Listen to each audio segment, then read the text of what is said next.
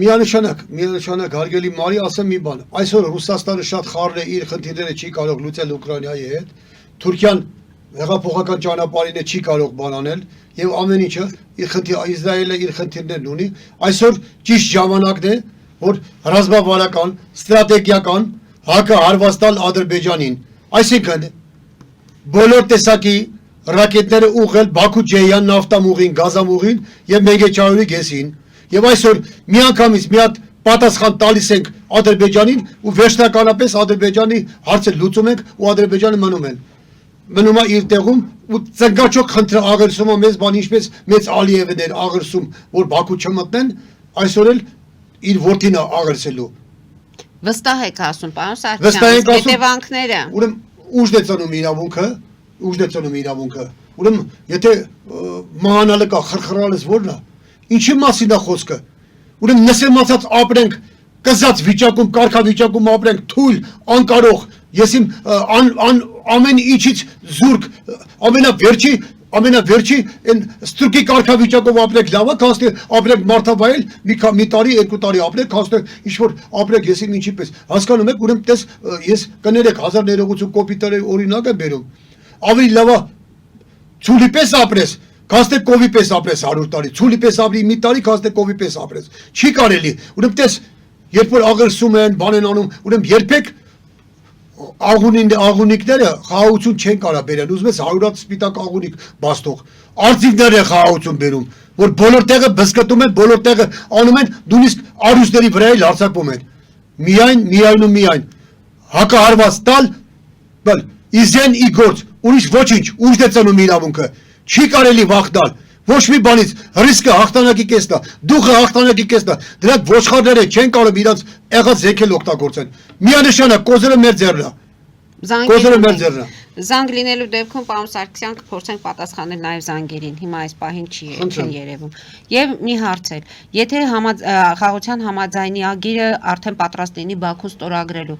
ըստ ձեզ որտեղ պետք է ստորագրվի եւ արդյոք առանց միջնորդների թե պետք է միջնորդություն ամեն դեպքում ներողություն ասեմ մի բան նախ խաղաղության պայմանագրի նախագիծը որևիցե մեկը տեսել է ոչ խոստացել են պետք լինելու դեպքում կհրապարակեն խաղաղության պայմանագրի մեջ գերիների ազատում չկա առաջին խաղաղության պայմանագրի մեջ արցախցիների վերադարձը իրենց հատուկ կարգավիճակով չկա Արսեն Թորոսյանն ասում էր սա Հայաստան-Ադրբեջան հարաբերությունների մասին Ինչի մասին ինչ խաղաղության պայմանագրի մասին է խոսքը հարգելի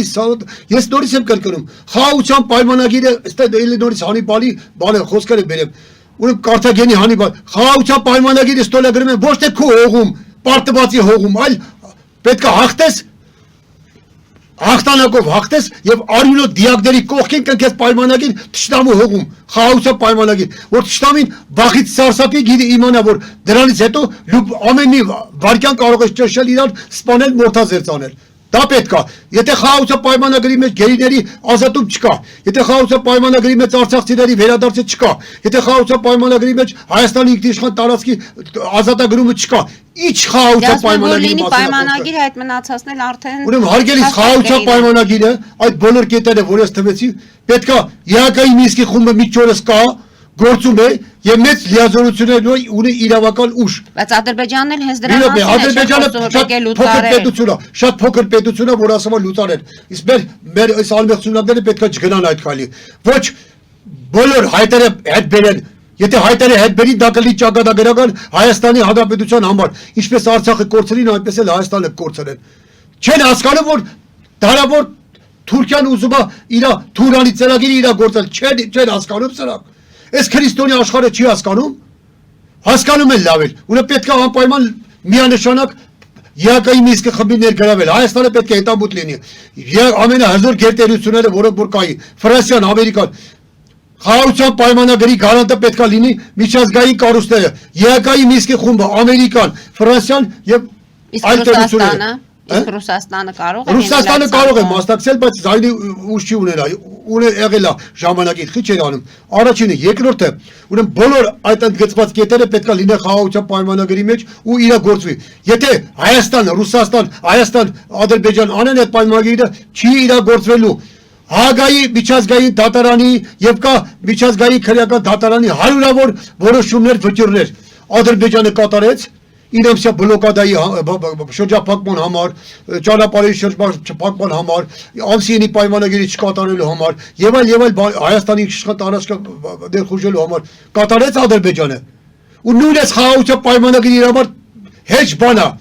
Սա փոշի է, որը որ հայազգի խափում են Հայաստանի իշխանությունները։ Պետք է մեծ նման խաղաղություն։ Այդ փոշիներ չեն իրենք այդ հեշտությամբ, որից են խաղաղության պայմանագիրը պետք է կնքվի միջազգային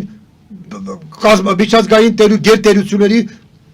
գարանտի իման վրա։ Այսինքն ԵԱԿ-ի Մինսկի խմբի Ամերիկա, Ֆրանսիա եւ թող Ռուսաստանն էլ մասնակցի։ Անպայման լինի դրանց ներկայությամբ եւ ընդգծել խաղաղության պայմանագրի ընդգրկի բոլոր կետերը, որովհետեւ դրանք ստիպեն Ադրբեջանին կատարելու։ Թե չէ ով է ստիպելու Ադրբեջանին։ Դա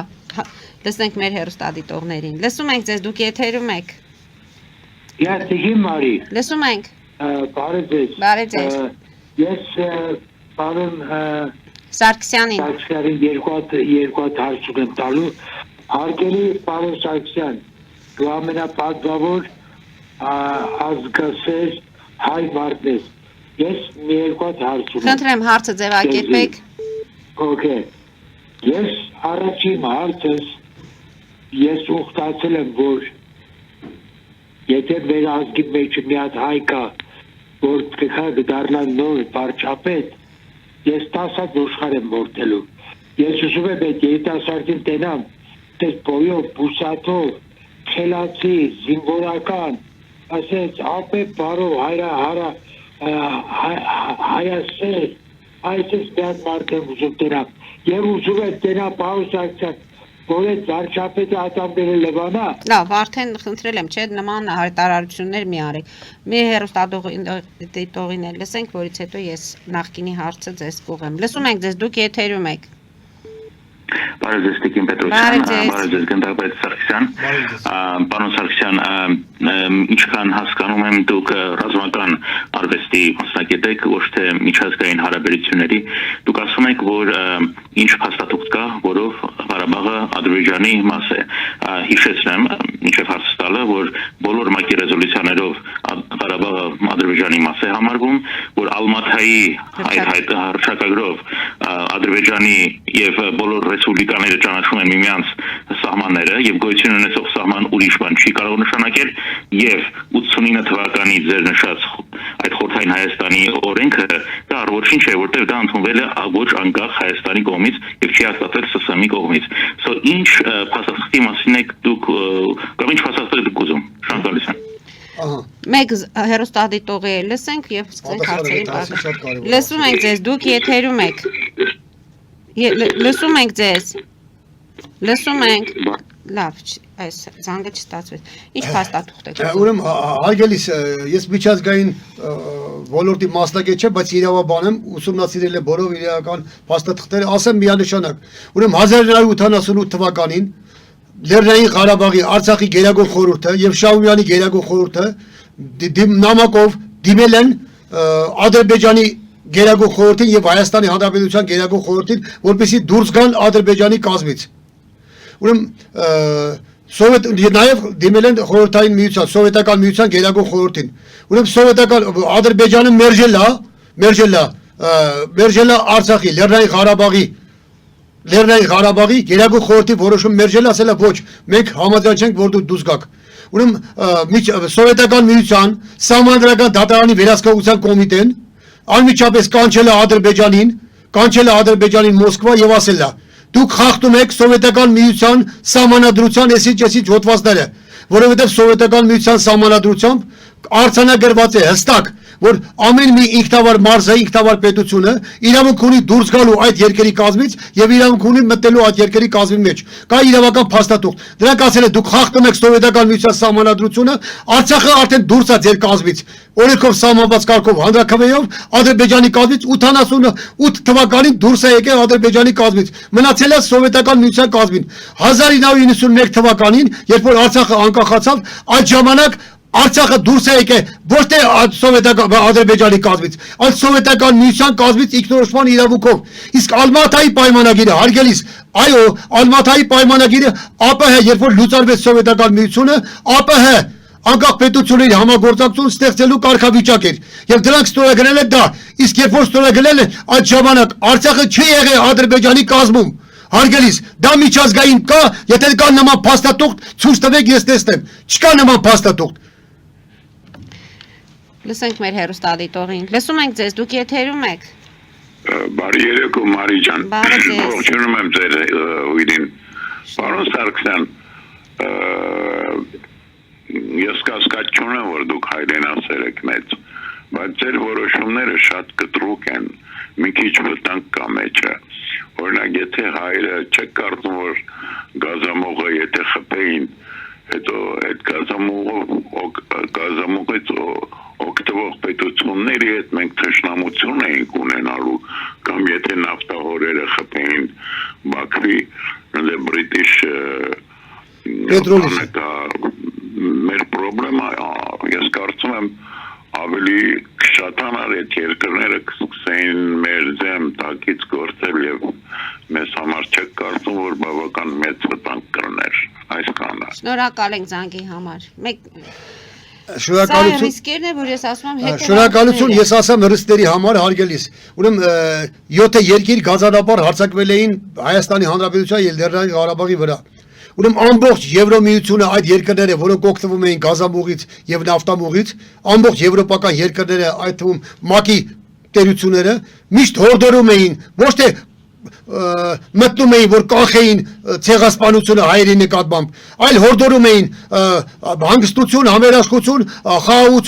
խաղաղություն, բացի հորդորից բացի նրանք ոչ մի քայլ ձեռնարկեցին, որպեսզի կանխեին հայերի ցեղասպանությունը 20 թվականին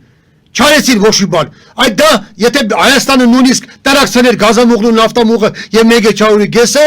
իրանք իրենց կմեղադրեին։ Կասեին մենք ոչ թե պետքա հորդորեինք, այլ պետքա միանգամից կանչեինք Բաքվի բռնապետին եւ Թուրքիայի բռնապետին, պատժեինք, որ միանգամից դադարեցվեր ցեղասպանությունը հայերի նկատմամբ։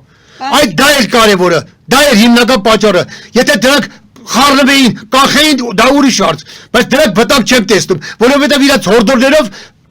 4000-ից ավել հայ ցեղասպանվեց եւ բռնաբարվեց եւ Հայաստանի տարածքները ոչնչացվեց Լեռնային Ղարաբաղի պատմամշակութային բոլոր եկեղեցիներն ու բոլոր ուշականները վերացվեցին հավասարացրին հողին այդ դա էր բանը այդ թող Եվրոպան մտածի դրա մասին որ հորդորելուց բացի պետքա կոնկրետ քայլեր ձեռնարկեցի այս կամ այդ փոքր անօգնական պետություններին աջակցել եւ իրավական աջակցություն ցուցաբերել եւ կանխել նախագահել ոտնձգությունները գերտերությունների կողմից Եվրոպան կոնկրետ քայլեր ձեռնարկեց հենց Ուկրաինայի պարագայում եւ արդեն պատերազմը քանի տարի է շարունակվում է եւ զոհեր մեր պարագայում ինչ պետք է լիներ մենք ավելի քիչ էինք ավելի փոքր էինք Դամանավանդ մենք ունենք մեծ սպուրգ ամբողջ աշխարհում մեկ ամենահզոր խաղակարտը Չարեց Եվրոպան դες Ուկրաինայում փողերը որ հավքում են զենքերը որ մատակարարում են 3 տարի շարունակ թող դրա 0.001% ապահովել են Հայաստանի Հանրապետությանը եւ Արցախին ցեղասպանությունից փրկելու համար հայերին երկրորդ ցեղասպանությունից Զենքով պետք է լիներ թե պատժամիջոցներ պետք է Դրա համար պետք է անել միջև էվորասումա ցավացնես իրաց եւ Եվրոպայի եւ ամբողջ աշխարհին չի կարող հարցը լուծվել իօքուտ հայերին ռիսկը հաղթանակի կեսն է չվախենալ հայեր առաջ եթե հիմա հաստատված մի առասե մենք սկսենք Առաջին երթի դա կլի, եթե նույնիսկ պետությունից ցանկանա, պարտիզանական ջոկատերով եւ կանենք ամեն ինչը, կտրակցնենք այդ գազամուղներ, նավթամուղներ, մի բաներ լավել։ Լսենք, մեր զանգերը շատ են, պարոն Սարգսյան։ Լսում ենք ձեզ, դուք եթերում եք։ Լսում ենք ձեզ։ Լսում ենք, եթերում եք դուք։ Փորձեմ մյուս զանգը վերցնել շատ են։ Լսում ենք ձեզ, դուք եթերում եք։ Բարև պարոն Սարգսյան, բարև Մարի։ Ես իմ սատարումն եմ հաղորդում պարոն Սարգսյանին, որտեղ ինքը ճիշտ է ասում, այն հեռուստադիտողները ովքեր որ մեղադրում են կամ պատճառներ են բռնում, այդ իրենց պատճառները բոլորովին տեղին չի։ Ես ավելացնում եմ, որ Հայաստանն է վերաբերյալ ազգերի լիգան որոշում կայացրեց 20 թվականի դեկտեմբերի 10-ին, որ Հայաստանի տարածքը 70,551 քառակուսի կիլոմետր է, որը կարող է դառնալ 214,000 կիլոմետր քառակուսի, որովհետև ուդովիսը նկայացնում է իր ավարար վճիռ։ Այնպես որ մեր բոլոր ղեկավարները բոլոր պրեզիդենտները եւ ներկայ վարչապետը ոչինչ չեն արել այդ փաստաթղթերը իրագործելու համար նրանք դա անտեսել են եւ նույնիսկ կարող եմ ասել որ հիմա էլ հայդատը դաշնակցությունը մյուս կուսակցությունները այդ հարցը չեն ուզում հեչը լսել լավ հասկանալի խոսել են բոլորի հետ եւ նրանք ուղղակի ծրագրում չունեն որ Հայաստանի այս փաստաթղթերը մեջտեղ բերեն այդ հզոր փաստաթղթերը եւ դրանով կարողանան լուծել Հայաստանի շնորհակալ եք քանի որ բոլոր հարցերը հիմնականում եւ դիվանագիտության է վերաբերվում պարոն Սարգսյան երեք ազգային ժողովի նախագահ Ալեն Սիմոնյանը ճեպազրույցի ժամանակ լրագրողներին պատասխանեց որ հայ-ադրբեջանական բանակցությունները եւ խաղաղության համաձայնագրի ստորագրումը փակուղի չի մտել ամեն դեպքում նրանք կառաջարկեն Ադրբեջանին եւս կրկին ստորագրել եւ ասում էր որ Ադրբեջանի համար անսպասելի էր որ մենք կհամաձայնվենք գնալ այդ խաղաղության պայմանագրի ստորագրմանը եւ կրակոցներն են կարծես թե դրա հետ կապված տեղն ու վայրը դեռ չի որոշվել համաձայնագրի տեքստը հանրությունը չի իմանում ինչ պետք է լինի այս իրավիճակում դիվանագիտական հարաբերությունները դիվանագիտական այս գործողությունները համարում եք որ կիսատ են թերի են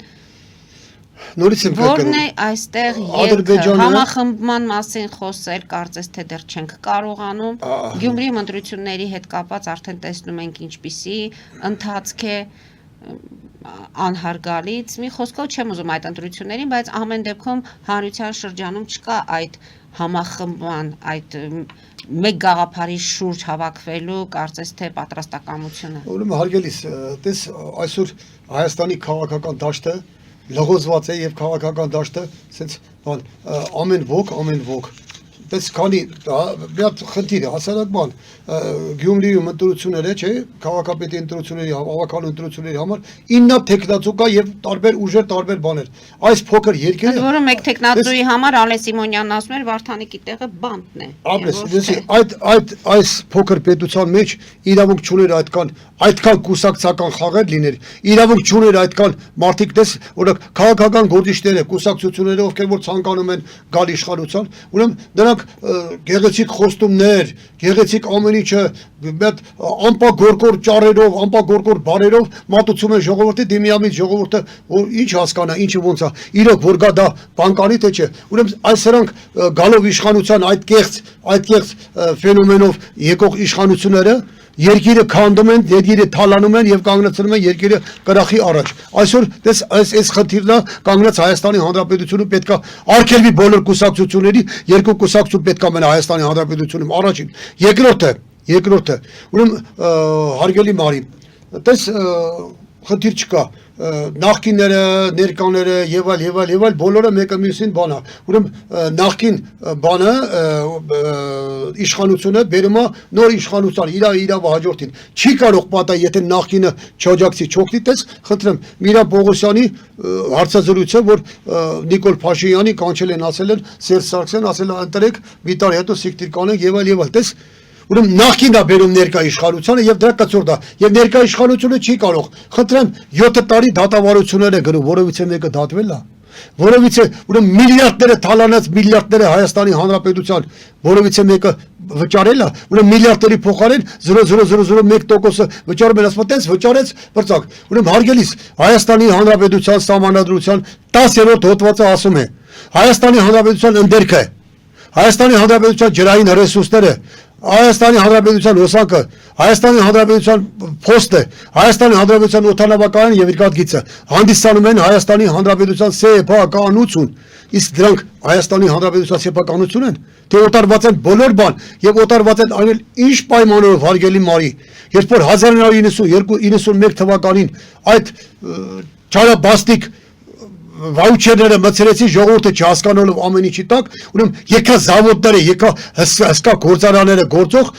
10 հատ 20 հատ վաուչերով սեփականաշնորհել են։ Ուրեմն դա էլ պետքա վերադառ։ Ուրեմն այս երկրի ղեկավարը, հաջորդ ղեկավարը պետքա լինի։ Ընդ որում ասում են զինվորական ղեկավար։ Զինվորական պետքա լինի ղեկավարը։ Հարցը մեր հերոստատիողը կարող է լինել։ զինվորական պետքա լինի ղեկավարը, որ գիծե գծի զինվորական օրենքներով։ Ուրեմն կարգ ու կանոն լինի բոլոր տեղերը, ոչ թե հիմիկվա նման բարդակ, ոչ մի բան մեկը մյուսին կոնտրոլ չկա։ Նույնպես ասում ենք